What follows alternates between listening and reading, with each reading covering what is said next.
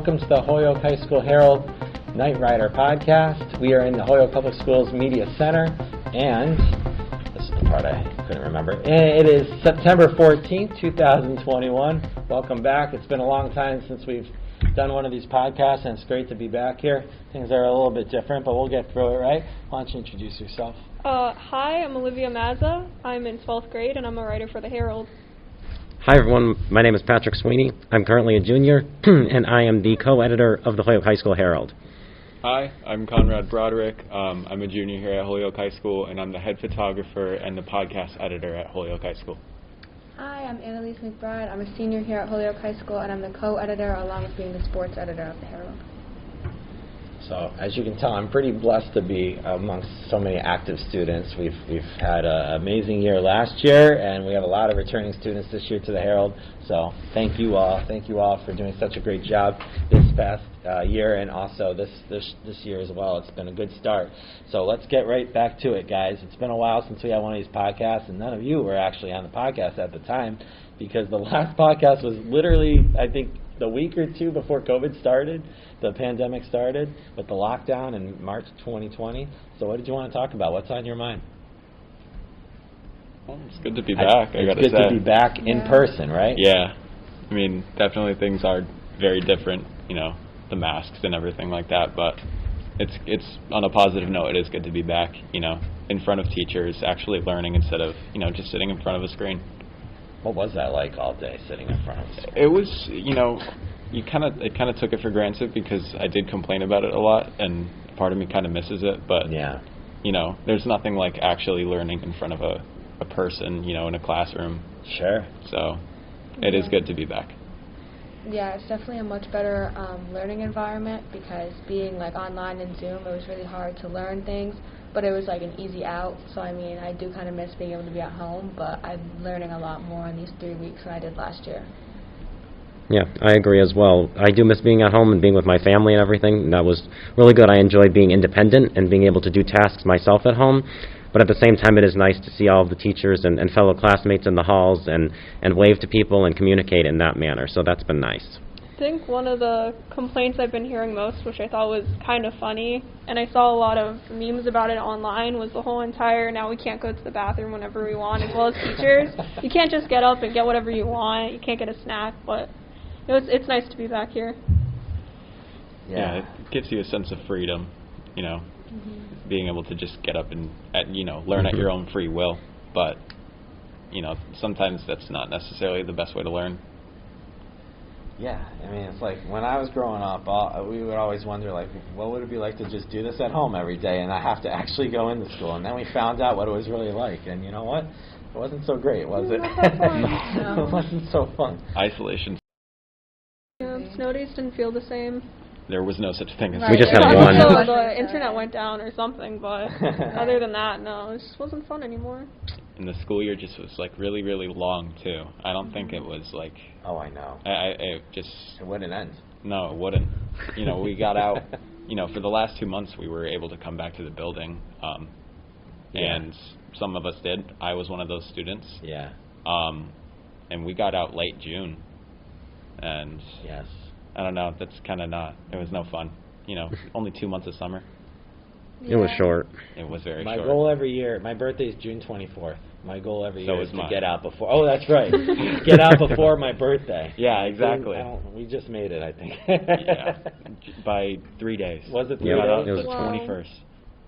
So, all right, a lot of positivity apparently. I'm glad that you're happy to be back, because I'm happy to have you guys back. It's very good to actually be able to get to know you versus trying to do that on the computer. It was very difficult for your teachers, so it's just awesome to be able to see you in person. So that's good. Let's also talk about some other things that were on your minds. COVID. I mean, that's the obvious one, right? How is that for you as a student during a global pandemic, being in school? I mean, it's definitely a struggle. There's a lot of things. I think it was worse last year. There's a lot of things that we had to juggle, and some teachers understood that, some teachers didn't. So it was definitely a lot of a struggle dealing with things. I know a lot of people were really feeling the stress. So I think being back in the building is better to some extent because teachers are like being a little more flexible on things like that. But it's like stressful in a different type of way now, because now we're worried about going to school, being with all these people, and whether or not someone has COVID, things like that. So it's just, I feel like either way it's going to be stressful. It's just a different type of stress. Yeah. I definitely don't think there's enough safety precautions for when it comes to COVID, and especially with this new Delta variant that's 2 times more, what would be the word? Transmissible? Transmissible. I don't think that we're doing enough, and especially, with what's going on in the lunchrooms and even in the hall, the foot traffic is a little bit too crowded, and it could be a possibility of transmitting. So would you narrow it down to lunch and transitions being the 2 parts of the day we need to work on more? Basically, it's a little bit of everything, if I'm being honest. Some of our classes are even way too big. I don't know. There's not much you can do because we are a big school, but the least that they could do is at least try to lock down on getting these masks over our nose and basically get vaccinated, kind of like, because it's very important to, stopping this, especially for a lot of younger kids, too. Absolutely. Yep. So how is the assigned seating going in the lunchroom? Because I know that's one thing the school is working on It doesn't work. to prevent people transmitting the virus in the lunchroom. It's not working. It does not work. I mean, personally, I choose to sit outside. Okay. But I do, I can walk through and you can see people that are sitting at different tables every single day, or different lunches. People are all moving around. It's not even the seating that matters. You're still in line, crowded on people. People are pushing around to get into lunch. So then even sitting, you might be sitting that far away from someone, but why does it matter how far you sit away from someone at lunch when you're right next to them in class? So it's kind of just, I don't know, I feel like that's where a lot of students are looking at it, and people aren't necessarily listening, and then they make you scan the little things at the table, so at the end of the day, they're not doing anything to further that. It's just oh, this is a nice effort, so it looks good, but we're not going to do anything about it. So I still don't seem to understand why scanning a QR code is going to help stop the spread of COVID. Literally. It doesn't really make sense, and I don't even think I've ever seen a student actually do it. Oh, really? No. Yeah, they come around and they're like, oh, can you scan it? But half the time you can't even type on the Google form, and all it is what table do you sit at this day? So if someone did have COVID, they're like, oh, is it you? Or, oh, this, so you They're know. trying to contact trace, but even with making all of that effort, it's still going to be really hard to contact trace.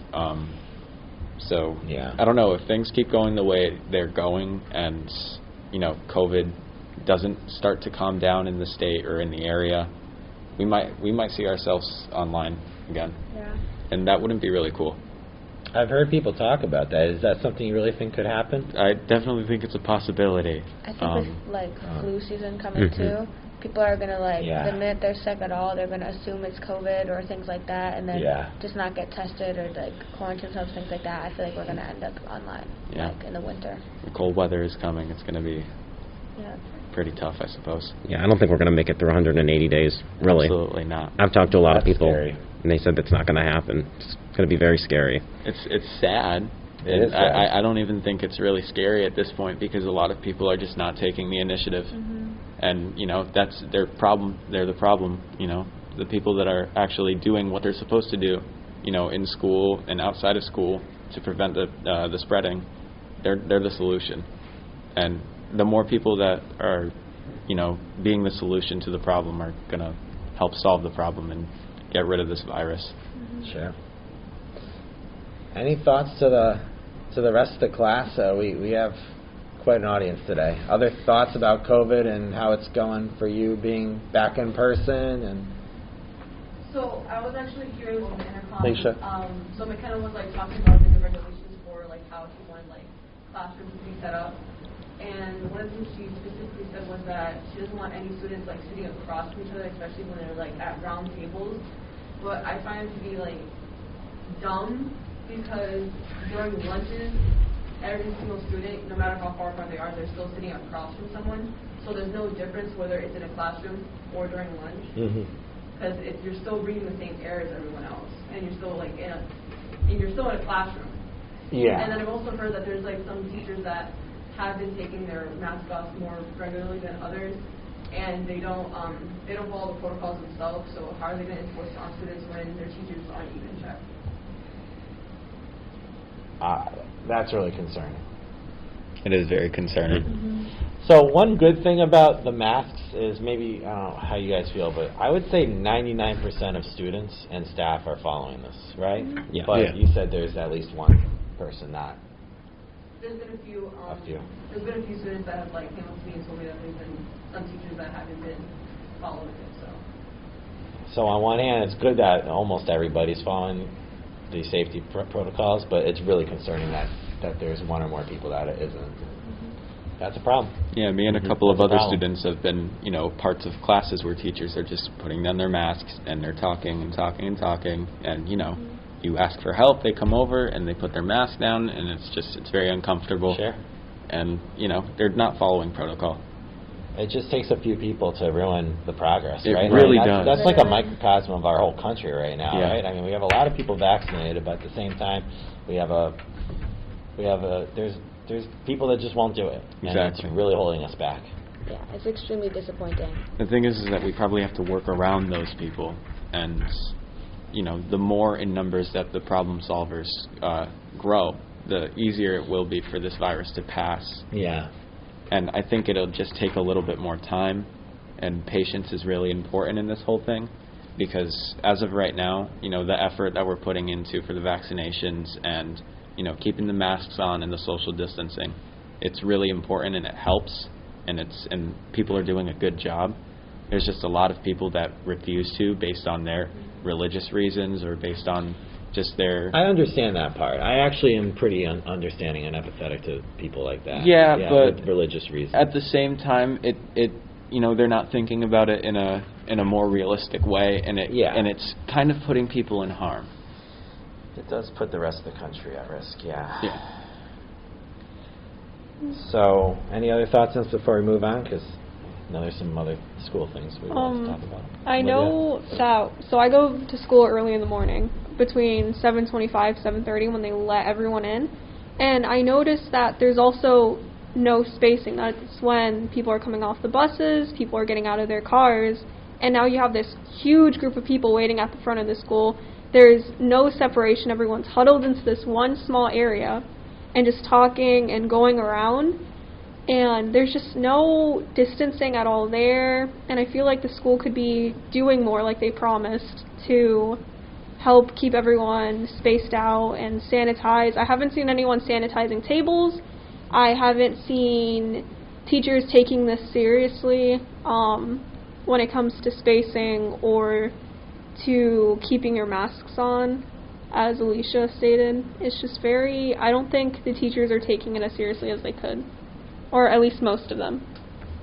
Yeah, I think the whole, I came in for 2 days last year when we could come back in person, and that's when, you were being told, sanitize your chairs and things after. I assumed when you come back in the fall, the same thing would happen, you'd have, little times at the beginning and end of your class to do that. No one's done that. There's nothing, even in the rooms to be able to do that if teachers wanted to, let their class do that. So I don't know, it seems like they're not taking it as seriously as they were in the spring. But I don't know. It makes no sense. We were given those bottles and paper towels, but have I seen it being done actively? Probably not. So I'll admit that. Yeah. I was assuming something like that was going to happen this year as well, and I was definitely thinking that classes would be a little bit more small and spaced out the way that they were for the last 2 months. That was the next thing you wanted to talk about. Is How are your spacing. classes? I gotta be honest, the classes are okay. I can't really complain, for the learning environment is okay. I think it's just more the physical environment that might just not be very safe. Okay. But I don't have any complaints to any of the teachers or what they're teaching or anything that they're doing to help us learn. Good, because your grade in this class depends on that, so. Yeah. I'm just joking. All right, but I heard some students, part of the audience were saying that there were classes that had students standing. Is that right? Yeah, Standing? I have a class like that. Me and Annalie Standing share- room only. Yeah, so me and Annalie share a class. We have human anatomy and physiology with Roshu, and she's even stated that she has to talk to the guidance and stuff so that they would stop putting kids in her class because she just simply doesn't have the room for it. She actually has a lot of students sitting in the back where the lab tables are, using chairs from other classrooms because she can't simply provide any more chairs for us. So it's very hard for like everyone to move around, or like when we're doing lab experiments that she has like specifically put us in each like bubbles so that we can stay separated and like keep using the lab equipment that we're all like assigned to. But you can tell that she's stressed about it and that she's like trying to like find different ways to like solve and like make sure that no one's moving around as much, because her room is very small compared to some others, and she does have a lot of kids that she has to like make sure that aren't moving around and touching too many things. So I feel for her, and I know it's not her fault because she's even like trying like to stop it. But even like yesterday, she got one more student, and then we had a whole situation trying to figure out where she was going to sit, and that just like took up a lot of time in class. So there's that. So the social distance mandate was, which I do not understand, was lessened from 6 feet to 3 feet in the classroom. Are they adhering to that at least? I feel like in my classroom it's 3 feet. Mhm. I think definitely. what she said is it was like 3 feet from the middle of each desk. But that makes no sense because No, it doesn't make you're sense. sitting there. And I know her classroom is made for 24 desks. And when I took her class, I had a different class with her sophomore year. And even then we still had too many people in that classroom. But they at least like kind of listened to her when she was like, oh, this is a chemistry class. We can't have this many people. They listened to her. And now that she's telling them the same thing, they've given her like 3 more students after she told them like, we can't put anything in there. I remember a teacher being in her classroom like watching. And she told them, she was like, do you think you could talk to them and tell them I can't put any more people? And he was like, oh, yeah, I'll definitely do that. And then the next class, we got another student. It makes no sense. Like, I feel bad. I think we have like 29 people in that class. And we only 29? have Out of 24 seats? There's 24, yeah. It's like her room capacity is 24. And then we have people sitting at all the lab desks. So it's like, it gets really crowded when we try to go do lab groups because there's no way to like have those students be in those lab groups. So people are like moving. It's like this whole big thing. And then, of course, like Alicia said, we're all using the same equipment that's getting moved around each time because other classes are using it. It's just, I feel like they didn't think about science classrooms in that sense. They thought about English classrooms, history classrooms, math classrooms where you're not using all the same stuff. True. And it's not as packed, but her classroom is like literally like full. Well, I know I had an issue with one of my classes. To give credit to the guidance department, they did take care of that, and now I'm actually under my capacity, which is good. I have one less student than I can hold, so that's really good. But yeah, it's a problem. It's a problem, and I'm sad to hear that it's going on in some of the science classes. Yeah, I have the same problem in my science class too. I mean, I feel like the desks are not really 3 feet apart, and the lab benches are there, and they're taking up space anyway.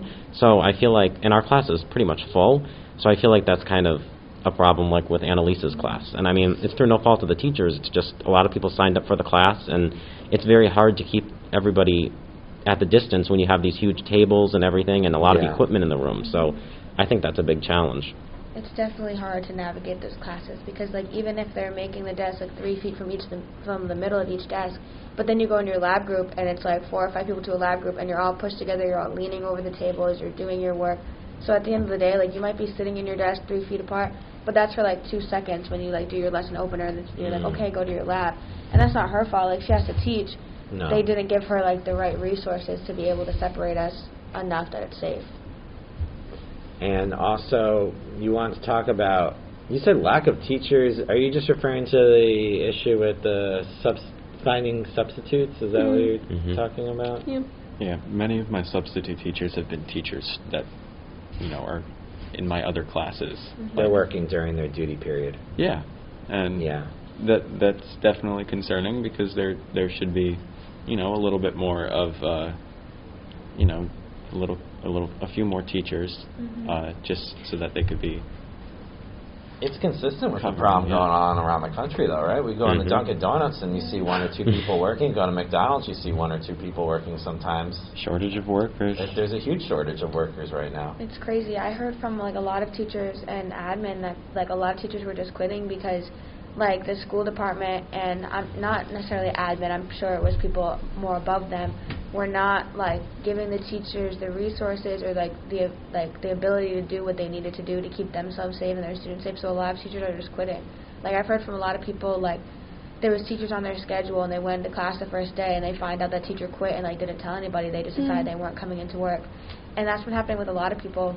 a specific teacher that did that actually like interfered with our like early college program, because now that she's not teaching, we didn't have a teacher for, and then the staff for that also was not there, so we got someone like the day that we had to go to the program. She like got the job, had no clue what she was doing. So I feel like everything's just a mess from the people that are up higher, because they're not necessarily thinking like, oh, these teachers are going to do what we need them to do, they're going to stay here. But a lot of teachers over the past year have realized that there's bigger things and they need to like take care of themselves. Yeah, absolutely. And I know in I think it's my English class, we've been 3 weeks into the school year now, right? So in my English class, 3 teachers have currently not been able to take the places they were supposed to, meaning they were supposed to be hired and then they didn't, and we've been having a substitute for the past 3 weeks, and we basically haven't learned anything. So now they're trying to pull a teacher who's not supposed to be in that department to take the place of an actual teacher. And I feel like, as well as this, teachers are taking on more than they can handle, especially when it comes to resources, because I noticed that paper, we're paper city, but yet we don't have paper, surprisingly, to do work, and we don't have computers. So doing actual work in class, either it be writing, is becoming less frequent because we don't have the supplies we need, and teachers are now counting on the students or pulling out of their own paycheck, which it just makes me feel bad, because it's a lot to carry. Stuff like that happens a lot. It's, my mother's a teacher, and she has to go through, hundreds and hundreds of pencils and notebooks, each year, just to distribute to the kids, because, some of the school districts just aren't really providing as much as they used to, and especially with COVID, and their main focus is, the safety of students, they kind of neglect other areas, which in a way is understandable because it does take priority, but there should be a little bit of accommodation for every single, part of the education district. I agree with you. That's a good point, Conrad. Yeah. Any other thoughts on the subject before we move on? I got something positive to talk to you about.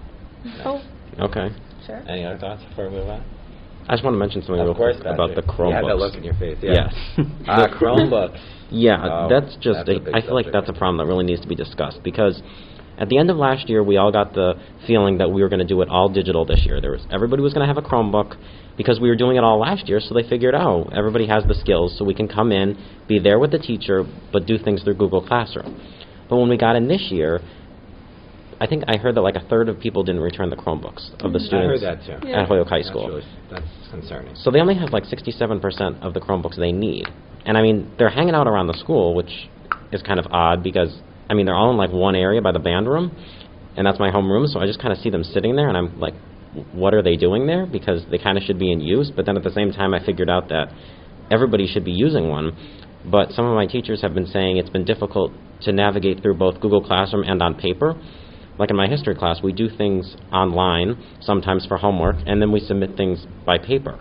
So I feel like that's a big challenge for the teachers. Because last year, they figured out how to do Google Classroom and were really comfortable with it. And now this year, they were promised that they were going to use it again, are not using it, and now they have to go back to a paper, which, like Olivia said, they're having a shortage of. So I feel like that's something that also needs to be addressed. Yeah, with the Chromebook situation, for my F block, I sit in the office, and I'm an office aide, so a lot of times Mr. Shard will come in, and she's like, can you guys help us do this and this? So we sit there, we organize Chromebooks. A lot of the thing is they, like, literally yesterday, I took, like, 3 from a parent that was just bringing hers in from a student who graduated. So it's, like, it's a little tough. Like, she has to sit there, and each Chromebook has, like, a code, has to go in the right cart, and then we have to bring the carts to classrooms and, like, switch them out. I spend most of my blocks doing that, running Chromebooks around or organizing them, but then teachers don't take the time in their classrooms, so they don't have the time. They're asked to do so many things. They don't have the time to make sure all the Chromebooks are back where they need to be. They don't have the time to, like, go return them and bring them back. We've talked about it, and we've said that, like, each classroom should have, like, a designated cart, and they could be, like, homerooms. The students get their Chromebooks in the morning from their homeroom and bring it around, but there's no way to do that because we just don't have enough people to, like, figure out that whole Chromebook situation, because we have to go through the tech department too and lock them and unlock them, and it's like a whole big problem. Sounds like it, yeah. I hope we can get that figured out soon. It's such a valuable resource to a school having these Chromebooks. So we did have something positive to bring up here, folks. Our football team won Yes, big sir. on Thursday night. Yes, What was they the final? did. It was 51-0. Oh, it was 51 It was nothing. 51-0. Oh my God. It was a great game to watch. They were up 33 by the end of the first quarter, and then 45 by the time it went to the half. And then it was either in the third or the fourth quarter, I don't remember, is when they scored their last touchdown. The game. So congratulations to the football team. Great job. Yes, it was a great game to Good watch. fans in the surprised. rain too. Yes. You know. Brought umbrellas. Yeah. The cheer team was sitting there with ponchos. Yeah. We were out there. Yeah, they were great. Yeah.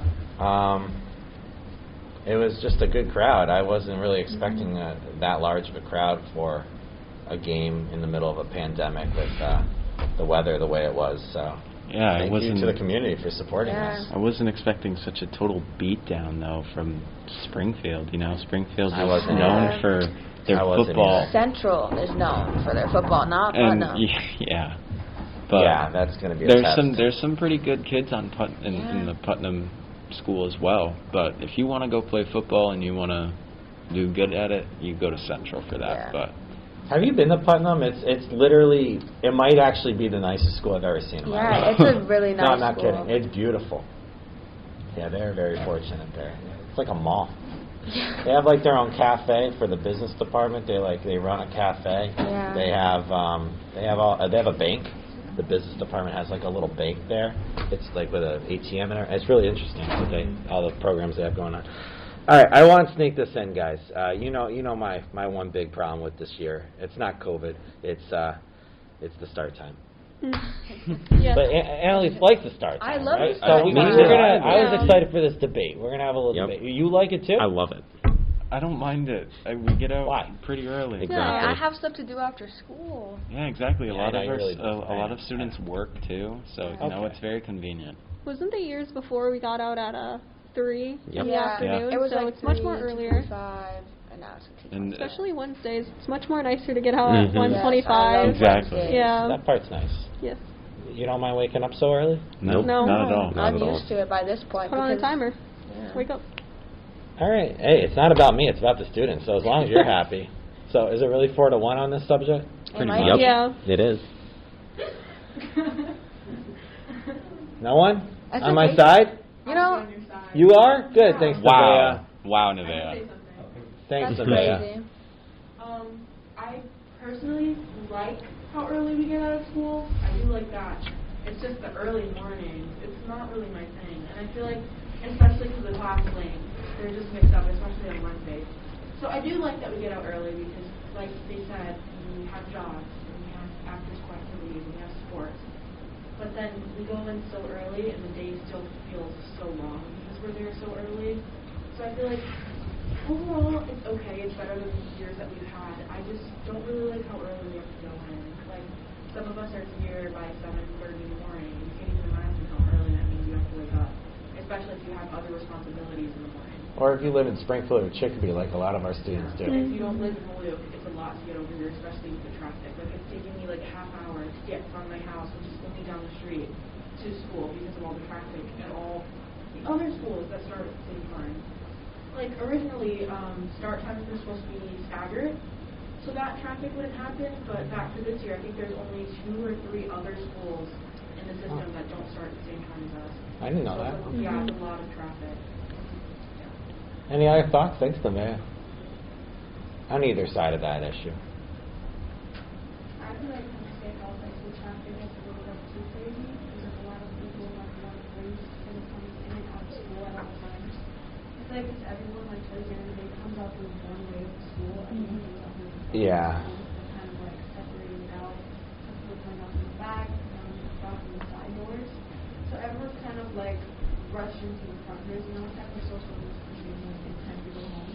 And people who stand like out in front of the school, they're just like on photo with each other. And you don't really hear any staff saying like, make sure to keep your distance, make sure to keep your mask over your nose if you're talking to someone like that close. It's definitely something that needs to be like stressful. You're right, Alexa. Thank you.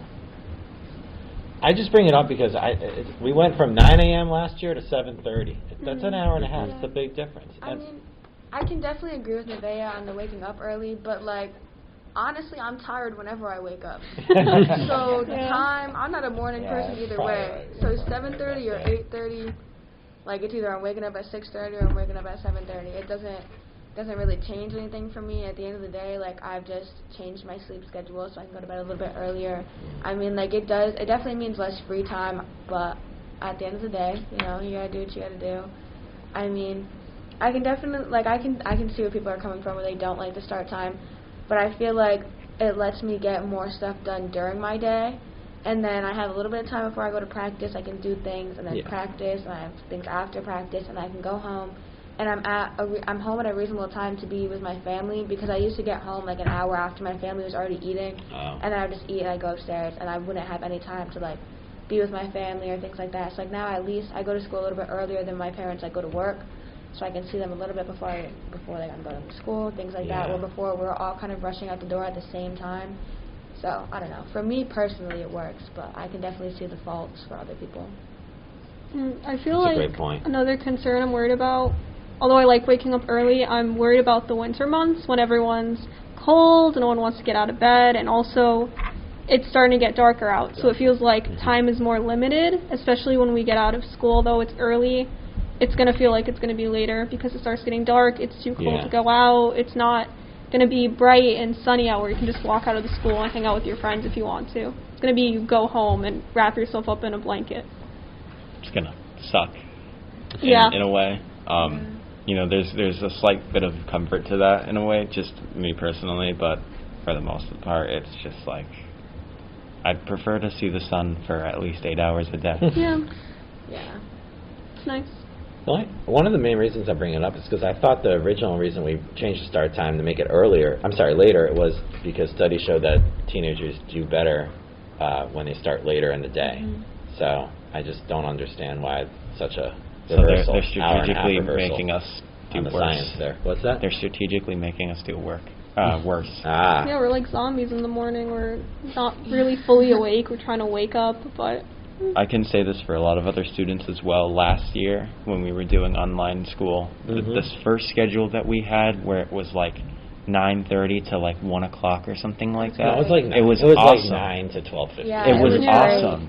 You had really 4 classes, and they were about an hour long. But there were office hours built in there. And there were, it wasn't really 9 to 12. It worked the core. pretty well for a lot of students. I know it did, It was a great time to be have the freedom to like take a quick break and get into your homework or do things. Because then once we started school and it went to like 3 or something, I was running to get ready and then run to the school to go to practice because they didn't really take that into account that we weren't at the building anymore. So practice times were changing and things like that, and then.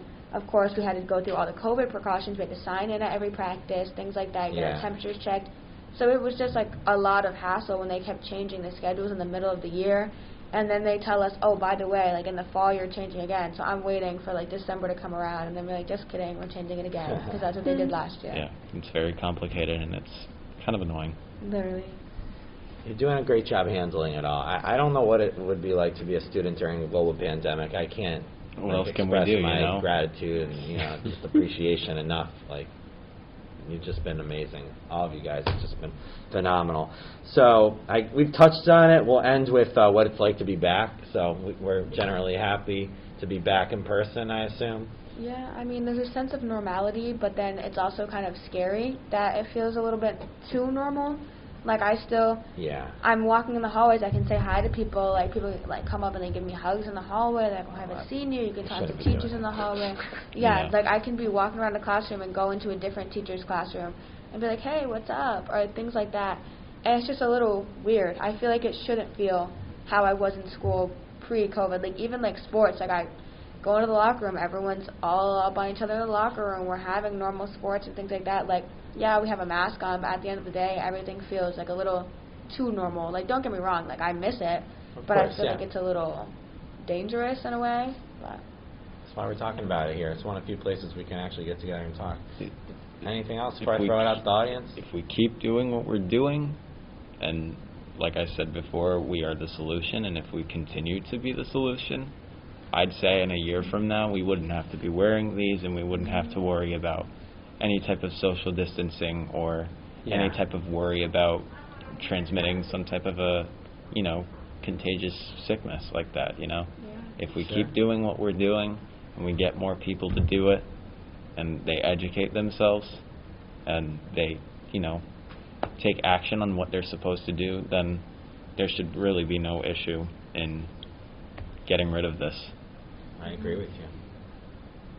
Yeah, I wanted to add something about like my preference, that I would actually prefer to be remote because I had such a good time with my parents last year and everything, and it was just it was a lot less stressful for me because here I'm constantly thinking about like, am I doing something that's going to put myself at risk of contracting the virus?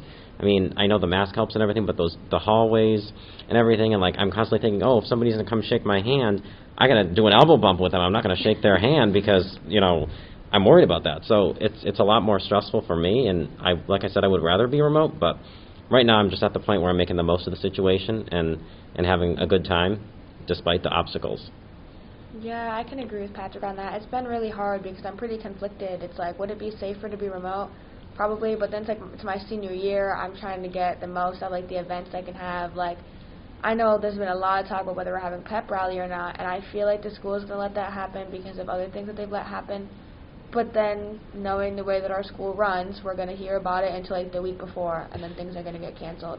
And I feel like that's what makes a lot of students disappointed, at least from what I've heard and from how I feel. They promise all these things, they talk about all these things, and then it's like right before it happens, they're like, no, actually it's not going to happen. Because at the end of the day, what I've seen is that admin tends to care a lot more about like the state's approval, as in like test scores, that they're following the safety protocols, kind of like what I said, like the QR codes on the table. It's like that's not because that they genuinely care, it's because they have to follow a safety protocol.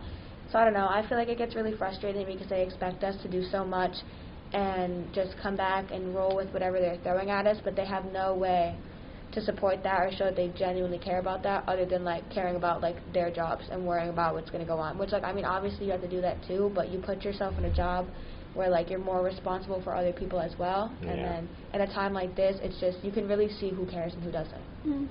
It seems like they care more about how the rest of the world, or well, the rest of our state views them rather than how the children in the schools actually feel. Because we see how the administrators are acting and how they're behaving and how they're representing themselves, and they put on this figure of we're doing all that we can for our students and we're trying our best, but then when you're actually in the school and you see what's going on, it doesn't seem like much is going on, especially when it comes to having prep rallies. They'll talk about we're going to do this for the school and we're going to do that, and yet it never happens. Exactly. And it's really disappointing, especially when it's time and time again of it happening. Well, I mean, we're here for the students, right? That's we have to remember why we're here. And I will say I've worked with our administrators for a pretty long time, and they're all people that really do care about students at the end of the day. I can say that very confidently. Why can't we do the pep rally outside? Why wouldn't that be okay? That's just not a thing. That would be safe, Clearly, right? it's I not a feel thing. like The this science year- says it's safe outside and when the sun's out. And I feel like there's ways that we could do that. I know one thing they were talking about is not merging our pep rally with the Dean campus, because we usually do that because sports are merged. It's like this big thing before the Thanksgiving Day game. I feel like as long as it was weather permitting, such a thing, it's usually cold around the time we do it because it's like right before Thanksgiving. you could suck it up. I mean, It's just a couple hours out of your Yeah. life. I know the Thanksgiving Day come on. is I'd rather be freezing. cold than have COVID. True. Literally. That's a good point. What a great point. Other thoughts, audience, before we're going to end? Other thoughts? You've been a great audience. I love when it turns into like a talk show, We throw it out to the audience. We have to get a little mic that we nothing else? Well, I have to say something. So, Annalise and Patrick are editors for the first time this year, and you guys have done an amazing job. Like, your leadership Thank skills you. are incredible. I would definitely not be half as good as you if I was a student. So, for sure. Amazing job. Congratulations on that. And you all have been doing such a good job writing your articles this year. We're off to a really good start, and last year you were incredible as well. So as a teacher, it's just a thrill to be able to work with you all. So thanks very much. Thanks for watching, folks, and we'll see you next time on the Knightrider Podcast. Take care.